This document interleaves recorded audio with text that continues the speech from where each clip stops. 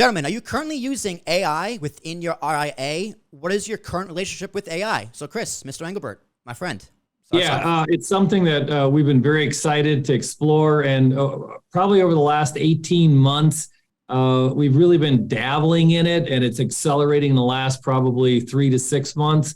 I really think there's going to be 3 areas. I mean, from our use that we've been using it, the big 3 areas are going to be client communication.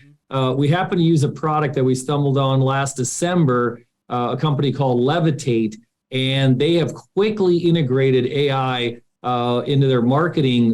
So Levitate basically is an off-the-shelf way to get emails out to clients and prospects very quickly. It kind of circumvents some of the other products there where people end up when you market, you have stuff going to your junk mail. So Levitate uses your actual own email address, and it's a very interesting, product from that standpoint. But they just upped the ante a couple of months ago. They added a AI feature that if you're looking to write your own email about maybe required minimum distributions or what's going on in the markets, you can write a couple of lines, and the AI jumps in and literally helps you with writer's block. Because hopefully most investment advisors are much better investment advisors than they are authors. So it's really helped me from that standpoint, overcome hey, I got to send out an email and I want to talk about this. And all of a sudden it helps to fill in, what I want to talk about. And of course we go in and edit it. So I like it from the marketing standpoint as well. All right. And Brad, ChatGPT, that's pretty much the main AI tool I think most people know. Do you have any experience with ChatGPT, or how else do you use AI in your businesses?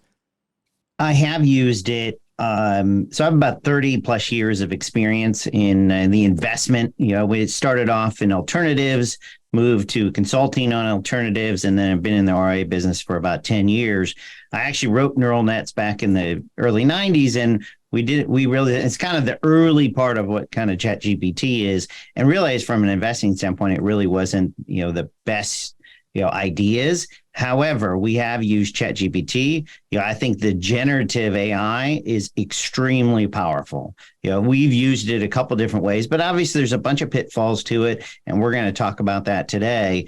But we are using it, and I'm more with Chris on. It's more on a communication. We've done some on the investment and putting models together and some of those things, and we can talk about that a little bit later. But yes, we are using it. I think it's in the last 30 years, what are some of the bigger changes that we've seen in the last 30 years? I would put it up there as I think one of the more important directions to go, and should create incredible efficiencies if you use it in the right way. Well, I want to jump on something that Brad said there, because I equated to when ETFs came blowing onto the market, all of a sudden ETFs are here and RIAs are like, how do we use them? And now every RIA practice out there is using exchange traded funds to create portfolios for clients. And I see the same thing happening, with AI, that it's another tool in the toolbox. Probably one of the best tools I've seen in the last 10 years. I mean, it's definitely a tool. And I think when Absolutely. a new tool gets introduced, it also brings some fear.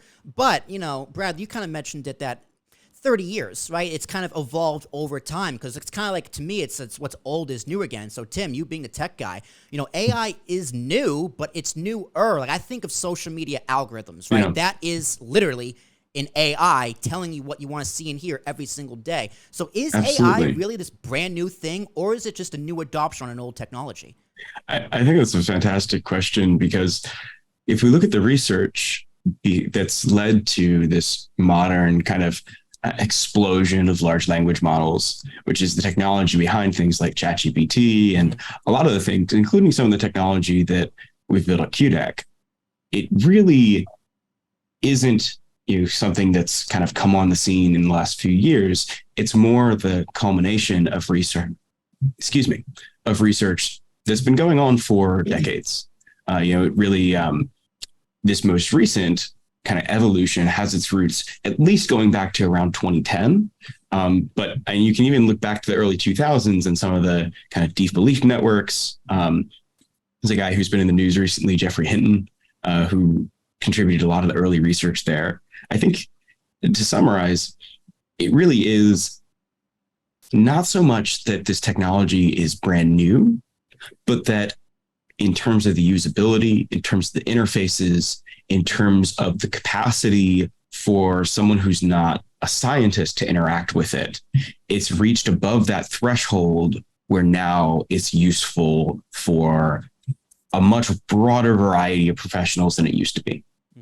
Isn't it too that the like NVIDIA and some of the technology just wasn't there, right? I mean, isn't that a bit of it too, that we finally kind of moved beyond, and NVIDIA and some of these other chip makers have made it so it's available to everybody? Because otherwise, even the cost of these things is crazy, but it definitely it's starting to come down. You have that exponential curve of what used to require a supercomputer requires a server, what used to require a server requires a workstation, what used to require a workstation will run on your phone.